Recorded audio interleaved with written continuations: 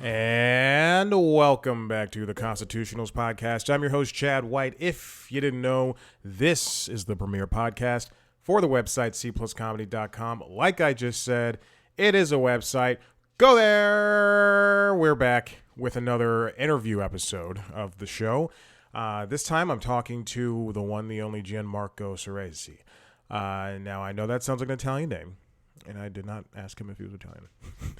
So there you go. Gianmarco is a comedian based in New York City, as some of them are. And he has a societal observational wit that is hectic and frenetic and downright funny. Now, if you don't know this comedian, he's in the middle of his tour called the Leaning In Tour.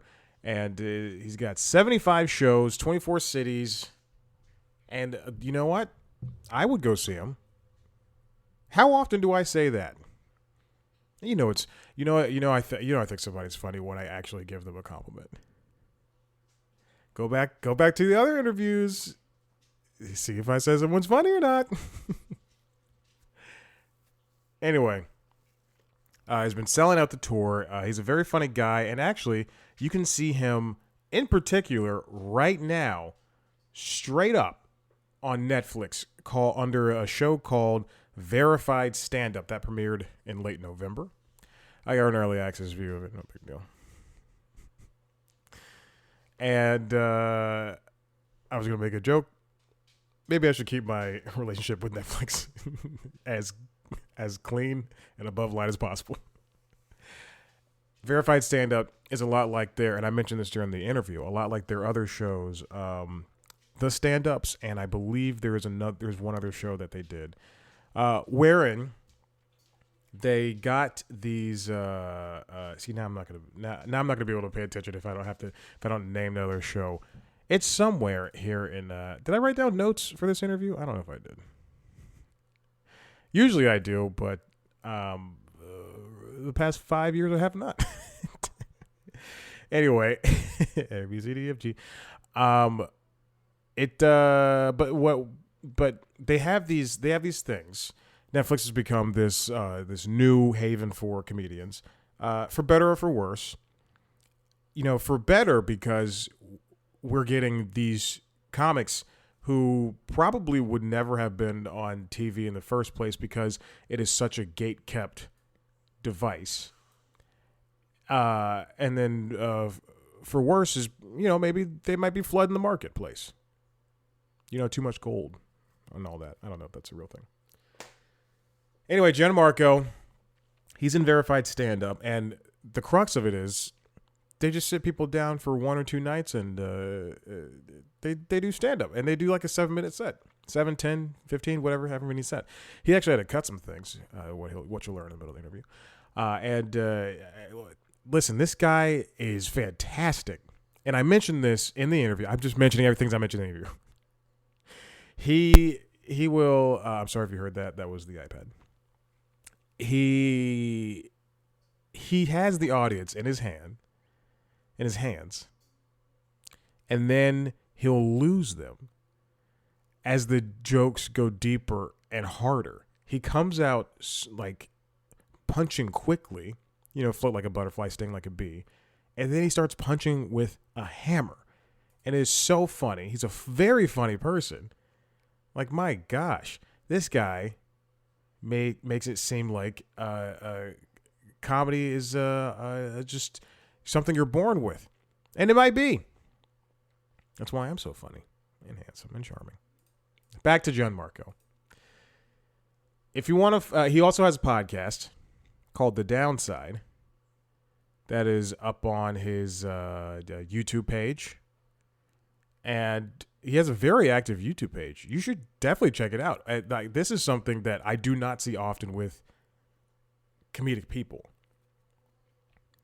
That they don't have a real place besides their TikToks or Instagrams, that they're actually actively uploading things.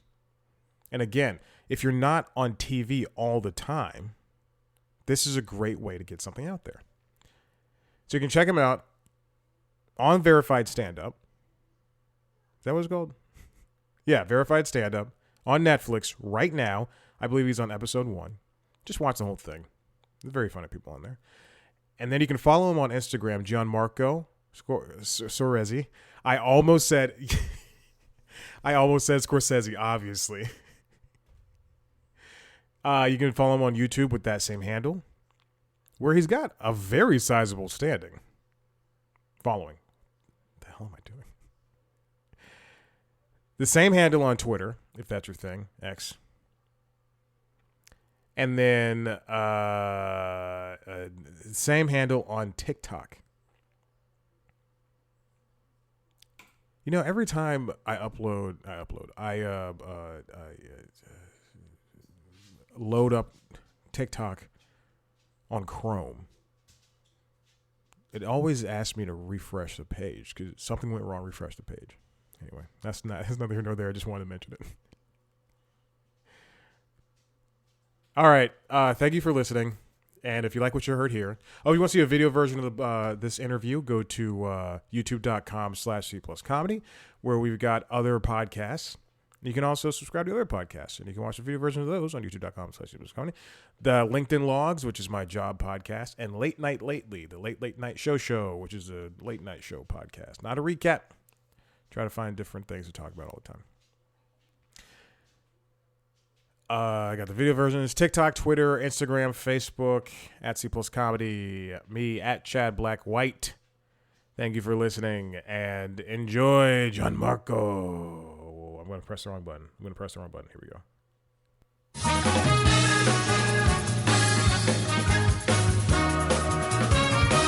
Well, congratulations on the new special you're sharing with other people. But I mean, shit, it looks good. Thank you. I appreciate it.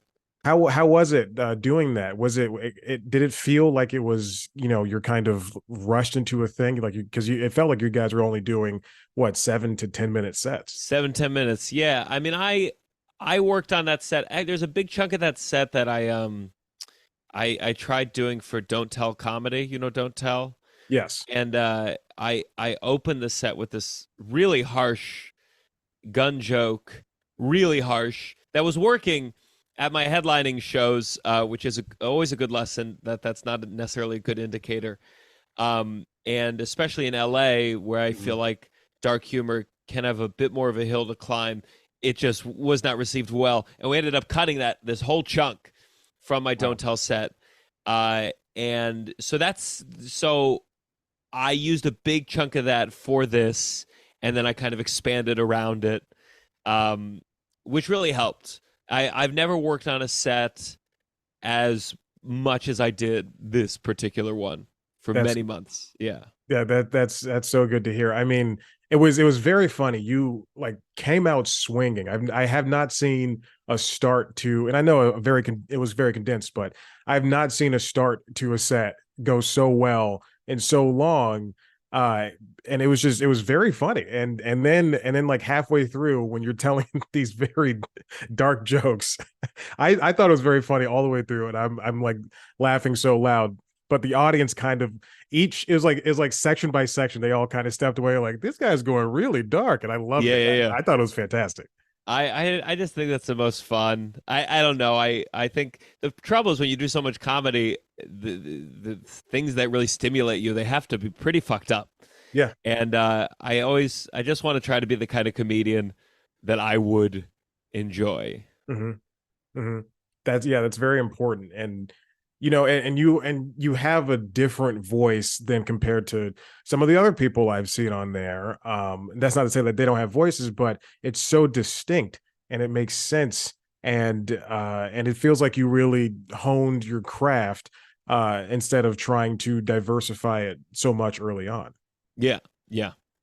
Now, this show, Netflix really, they since they become this new stand-up haven, essentially, they've done so many versions of this verified show. They've done, I don't know if you've seen the stand-ups, I don't know if you've seen the comedy lineup. That was like the original version of it, but I mean, I think all of this just works because in a lot of cases, you get, for I think for the comedy lineup, we saw Nikki Glazer. I know for the stand-ups, we Mm. saw like Taylor Tomlinson.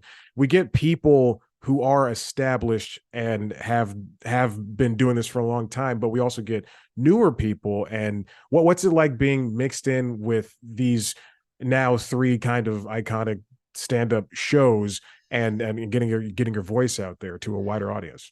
I mean, it just feels good to have to feel like there's a step up. I think it's really tough. That's fine. In stand up these days, the path forward is very unclear. I feel like when I first started stand up, it was like the tail end of you got a late night spot.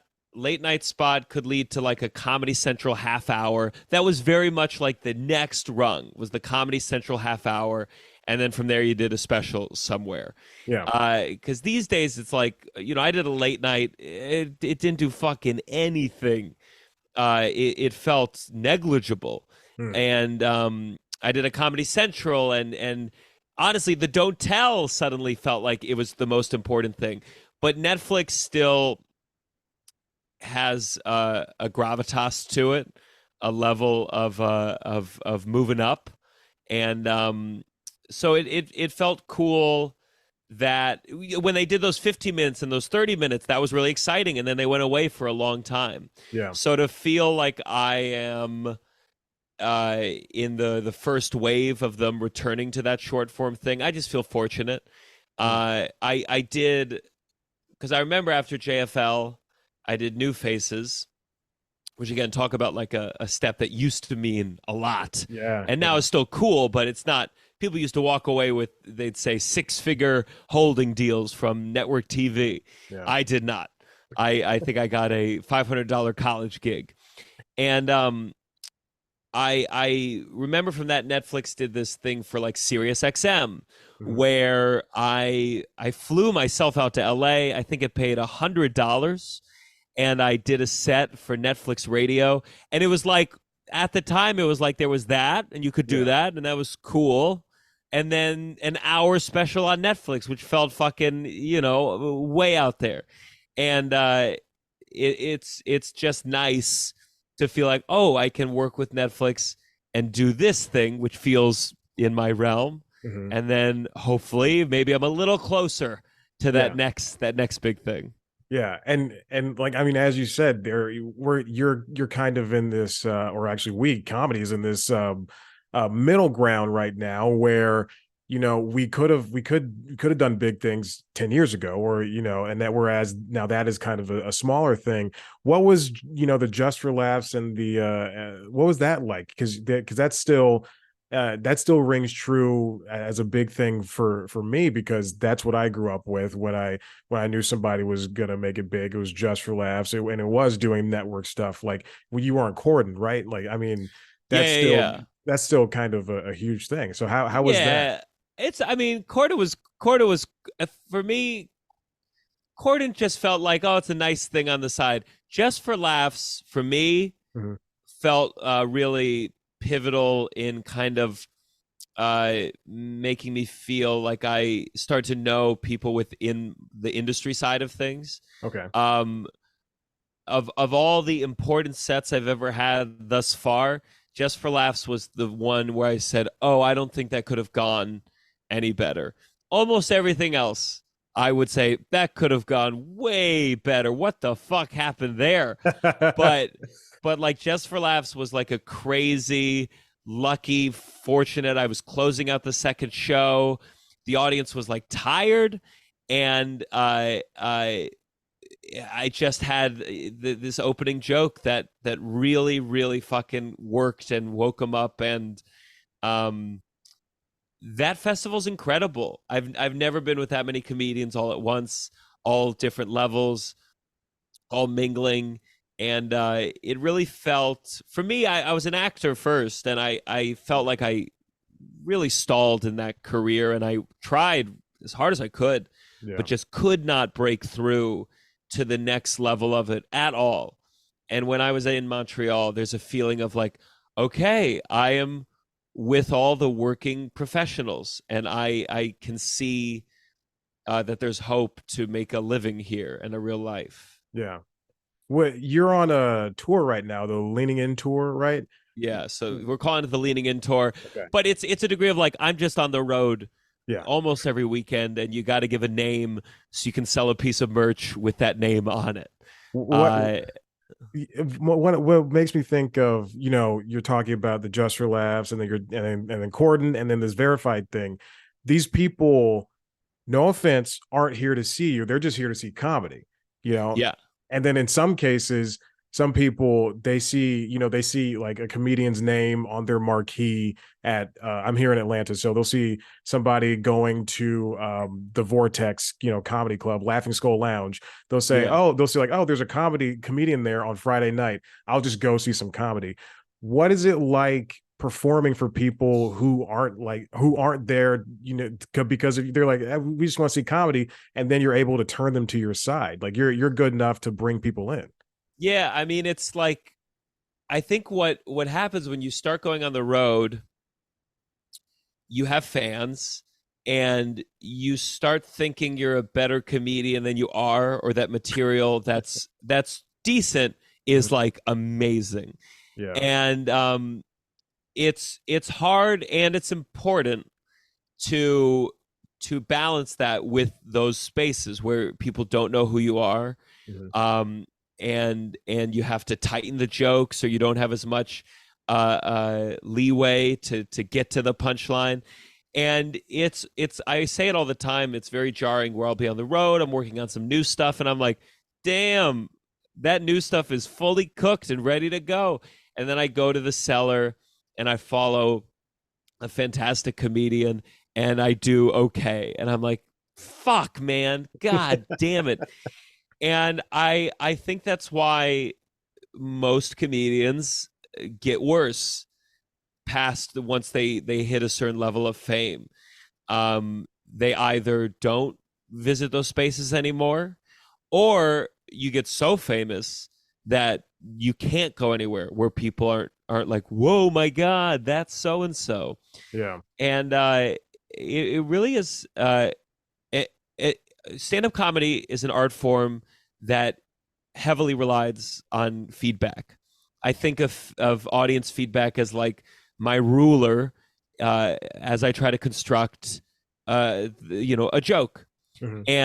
And what makes it such a tricky and interesting craft is that ruler is always changing. You have a bad crowd, you have a good crowd, you have a sensitive crowd, you have a young crowd, an old crowd, and when you get famous, or you just perform for your fans, you just start to get a very skewed, fucked up ruler. And Yeah. suddenly you're building your I know the metaphor is kind of running out of me, but you're building a house that's at the terrible angle. Hmm. But it's because the thing you're building it with is faulty. The tool you're using is faulty, and that's why I think while there's some art forms where people as they get older they get better because it's not as dependent on feedback. In stand-up comedy, because it's so dependent on feedback, as people get more famous, they usually get worse. Mm. And it's sad to watch. And there's few comics who seem to avoid it. And I like to remain paranoid of that because I think that's the key to maturing and get better. That's a very apt way to describe a kind of point where comedy is now. I know that there's a lot of people who turned to social media, to TikTok, to Instagram, to all that stuff, and it's just not working out for them. And there's people who use it to their very best of their abilities, and it's doing, heavenly numbers for them. And for the people that I think have turned to the social aspect of it all, and it's not working out, and they continue to kind of, you know I mean, what I'm getting at is there's a lot of YouTubers touring, and they think they're funny. They think, their skits on YouTube can translate into stand up, and it just doesn't work for me, at least. And that's not like to take them down or anything, but when you are a stand-up and you put in the time, you go to it's like going on stage is going to the gym, you're working out, then it really makes sense. And I just don't I it just doesn't for me, it doesn't really work in terms of what I'm saying is I agree with you. Yeah, it's there's a lot of fucked up things out there. Yeah, I mean, this industry is always it's always going to be frustrating. This craft is frustrating, but at the end of the day, we have to give up on like believing that most comedy clubs, a lot of comedy clubs have given up on the concept that they need to be the tastemakers. Hmm. They need to facilitate the show happening. And you can I certainly look at some people maybe who got a Netflix special in the last couple weeks or so where I go like, why did they get an hour? You can get obsessed with that, but ultimately you have to go because a lot of people were willing to put down cash Right. to be in the room with that person. And that's just the reality of the world. And you have to accept it. And maybe there will come a tide, a shift where people go, wow, I always love the person on TikTok, and then when I see them live, it fucking sucks and I don't have a good time. I'm going to stop basing my live experiences on my online experiences. Yeah. But I maybe not. Maybe not. And you just have to persevere, and you have to let those people come and go and come and go. And you can't be mad at the fact that some people just want their comedian to be sexy. Hmm. Yeah. What are you gonna do about it? You gonna fight people's sex drive? You just gotta want to be good at the thing you want to be good at. And I think eventually, if you are very good, something will happen. You might not be that level of famous Yeah. because people pay more for their sex drive than their funny bone. But you can still have a career. Yeah. Yeah, that is very true. And one thing I like about your career is that yeah, you have a very good online presence. I mean, just your Instagram is filled with your posts from Twitter or X, and then your podcast. You have video versions of your podcast on your YouTube channel, and you're just a very good marketer for yourself. And it's not just every couple of months I'm going to upload something. You have constantly put something out, and I do appreciate that because I know that takes a lot of time and effort to continually do that and put up new things over and over again that just aren't crowd work, which is something that anybody could put out instantly, but it's consistent stuff, and I know it's tough sometimes, and sometimes it's not a lot of return, but it's good. Well, I appreciate it. I mean, it's. I ultimately think social media is probably going to destroy the fabric of society, and it stands to reason it will destroy the fabric of art. But I think like everyone has to come up with their own lines when it comes to feeding that beast. And I certainly look back and I go, oh, do I sometimes post too many crowd work clips? Do I did I post something that is so, but it was topical and I knew it would work? And I have my own lines. And ultimately when you start touring and you go, well, maybe this video isn't the perfect video, but I'm going to Kansas City and I sold 4 tickets and I got to fucking do something about it. Yeah. Your lines change, and I think working comedians view it. When I say working, touring is what I really mean. Touring comedians, we my bar has shifted where I used to just be like, oh, what is this shit? And sometimes I'm like, oh, I get it. You needed to promote for something specific. That's fine. It's not for me. But there are people who go way off the ledge and you go, what the fuck was that sketch you just put up? That was nothing. There was no punchline. You were just trying to hit the things. Yeah. Or I certainly look at a lot of comedians that they talk about every topical thing under the sun and you go like, I don't know what your actual take is. I just think you're trying to like have a devil's advocate opinion on everything Joe Biden does. It's not funny. Yeah. You got to come up with your own lines and you got to like ultimately have an output that you can respect yourself. Yeah. And sometimes I match that, and sometimes I go, okay, but I'm trying. I know that. Yeah. And I mean, I think the easiest thing to this, and this sucks to say, and like it's so cliche, but just be yourself, just be yourself on stage. And if people can get into it, then they'll get into it. If they don't, then who cares? Like shit, who gives a shit? Like eventually, like you'll find that audience because the internet's huge and comedy is big and there are multiple versions of everything everywhere, and eventually so it's going to click with somebody. Not everybody has to like Bill Burr or Nikki Glazer or other comedians in the same realm. So yeah, just continue doing what you do. Oh yeah, I will. Yeah. All right. Well, Gianmarco, I don't want to take up too much more of your time. Also, I hope I pronounced your name correctly. Uh, You do great. but thank you so much for sitting down with me. This has been fantastic. You're a smart guy, and keep at it. You're very funny, and I truly just loved seeing your stand up. It was very very good. Thanks, man. Take All care. right. Have a good one. Bye. Peace.